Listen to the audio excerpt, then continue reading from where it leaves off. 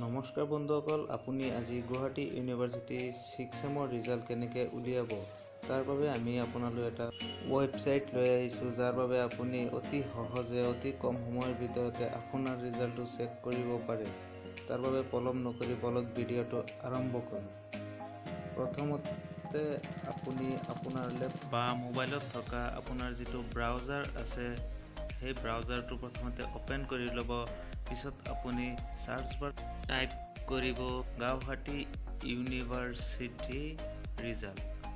তাৰপিছত আপুনি সাৰ্চ কৰি দিব। তাৰপিছত আপোনালৈ এনেকুৱা এটা পেজ খোল খাব।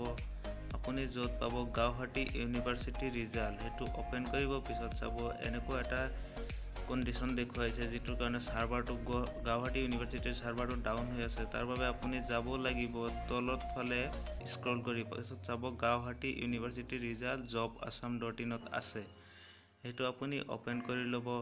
তাৰপিছত অলপ স্ক্ৰল ডাউন কৰি তললৈ যাব। তাৰপিছত ইয়াত দেখিবলৈ পাব গুৱাহাটী ইউনিভাৰ্চিটিৰ ৰিজাল্ট BA।